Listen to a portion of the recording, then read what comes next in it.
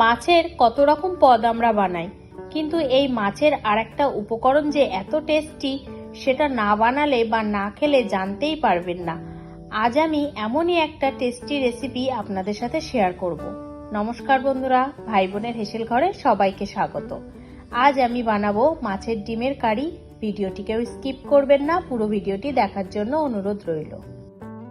আজকের রেসিপির জন্য আমি এখানে নিয়েছি 200 গ্রাম রুই মাছের ডিম। এই ডিমটা থেকে যাতে আষ্টে গন্ধ না বেরোয় তার জন্য প্রথমে আমি এই ডিমটা হালকা জলে একটু সিদ্ধ করে নেব।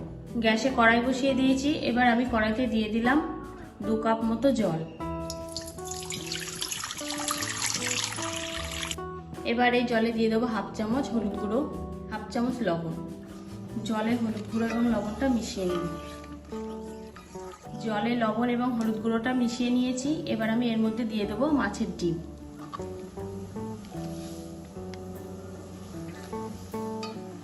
খুব বেশি নাড়াচাড়া করব না, আলতোভাবে এটা জলে ডুবিয়ে দেব।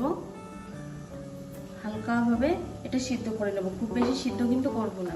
এক পিঠ হয়ে গেলে আর এক পিঠ উল্টে দেব আস্তে করে।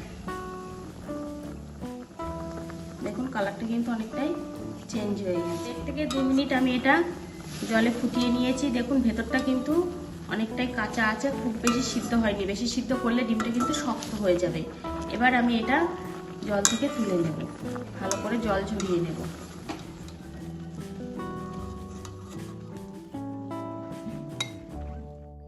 মাছের ডিমটা সব জল থেকে তুলে নিয়েছি। ঠান্ডা হতে থাক, ততক্ষণে আজকের রেসিপির জন্য একটা মশলা আমি বানিয়ে নেব। তার জন্য একটা ব্লেন্ডার জার নিয়ে নিলাম।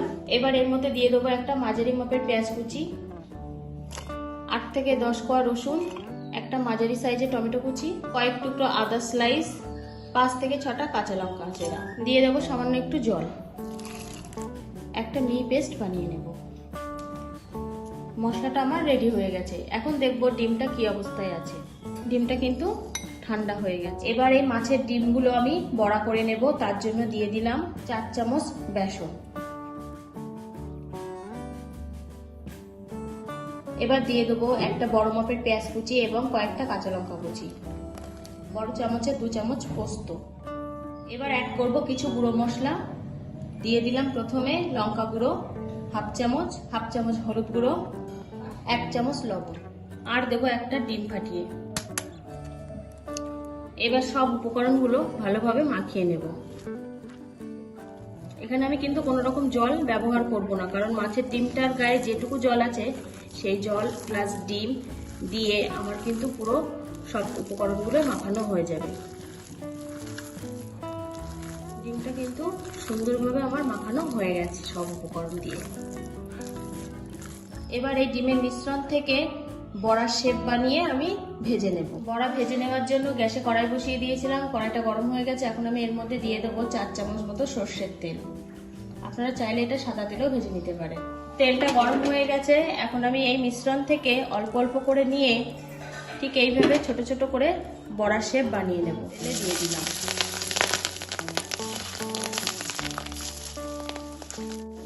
এক পিঠ ভাজা হয়ে গেলে আস্তে আস্তে আর এক পিঠ উল্টে দেব।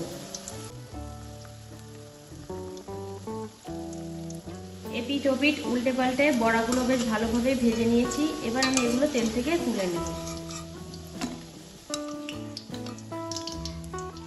একই রকম ভাবে বাকি মিশ্রণটুকু দিয়েও আমি বড়া বানিয়ে নেব। বড়াগুলো সব আমার ভাজা কমপ্লিট হয়ে গেছে। এবার কড়াইতে আবার দিয়ে দেব 1 চামচ মতো সর্ষের তেল।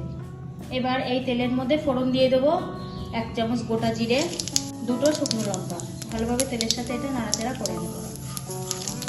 ফোড়নটা তেলের সাথে ভালোভাবে নাড়াচাড়া করে নিয়েছি। এবার আমি যে মশলার পেস্ট বানিয়েছিলাম সেই মশলাটা দিয়ে দিলাম। এবার কাঁচা মশলাটা তেলের সাথে ভালোভাবে কষিয়ে নেব। 3 থেকে 4 মিনিট আমি মশলাটা তেলের সাথে কষিয়ে নিয়েছি। মশলাটার কাঁচা ভাবটা চলে গেছে, তেলও সেপারেট হতে শুরু করেছে। এবার আমি এর মধ্যে অ্যাড করব কিছু গুঁড়ো মশলা। প্রথমে দিয়ে দিলাম 1/2 চামচ কাশ্মীরি লঙ্কা গুঁড়ো, 1/2 চামচ হলুদ গুঁড়ো, 1 চামচ ধনে গুঁড়ো, 1 চামচ জিরে গুঁড়ো, 1/2 চামচ গোলমরিচ গুঁড়ো। এবার সব কিছু ভালোভাবে কষিয়ে নেব। মশলাটা বেশ তেলের সাথে ভালোভাবে কষিয়ে নিয়েছি। মধ্যে দিয়ে দেবো 2 চামচ ফেটানো টক দই। দইটা তেলের সাথে একটু নাড়াচাড়া করে নেব। দইটা দেওয়ার পর আমি 1 থেকে 1.5 মিনিট তেলের সাথে কষিয়ে নিয়েছি। তেল সেপারেট হতে শুরু করেছে, মশলাটা আমার পুরোপুরি রেডি হয়ে গেছে। এবার আমি এর মধ্যে দিয়ে দেবো 2.5 কাপ মতো জল। জলটা একটু বেশি দিতে হবে, কারণ এখানে বড়ায় কিন্তু জলটা টেনে নেবে অনেকটাই। মশলার সাথে জলটা ভালোভাবে মিশিয়ে নেব। এবার দিয়ে দেবো ঝোলের আন্দাজে 1 চামচ লবণ, 1/2 চামচ হলুদ গুঁড়ো। ঝোলের সাথে ভালোভাবে মিশিয়ে নেব লবণ এবং হলুদটা। ঝোলটা ফুটতে শুরু করেছে, এবার আমি এর মধ্যে ভেজে রাখা বড়াগুলো দিয়ে দেব।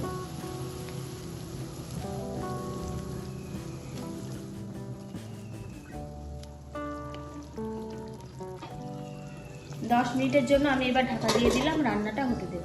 10 মিনিট হয়ে গেছে, আমি এবার ঢাকাটা খুলে নিলাম। গ্রেভিটা কিন্তু অনেকটাই শুকিয়ে গেছে, আর বড়াগুলো দেখুন ফুলে কত বড় বড় হয়ে গেছে। এবার আমি এর মধ্যে দিয়ে দেব 1/2 চামচ গরম মশলা গুঁড়ো, 2টো কাঁচা লঙ্কা চেরা, আর কিছুটা ধনেপাতা কুচি। সব কিছু মিশিয়ে নেব। সব কিছুর ফ্লেভার ভালোভাবে মেশার জন্য আবারও 2 মিনিটের জন্য ঢাকা দিয়ে দিলাম। 2 মিনিট হয়ে গেছে, আমি আবার ঢাকাটা খুলে নিলাম। গ্রেভিটা অনেকটাই কমে এসেছে, পুরো ঘন হয়ে গেছে। রান্নাটা কিন্তু আমার পুরোপুরি কমপ্লিট হয়ে গেছে। আমি এবার এটা নামিয়ে নেব, গ্যাসটাকে অফ করে দেব।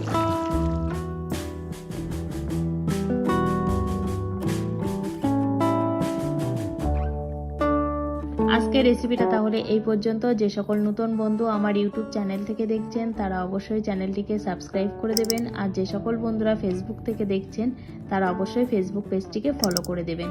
আজ তাহলে এই পর্যন্ত, দেখা হচ্ছে পরের কোনো নতুন রেসিপিতে।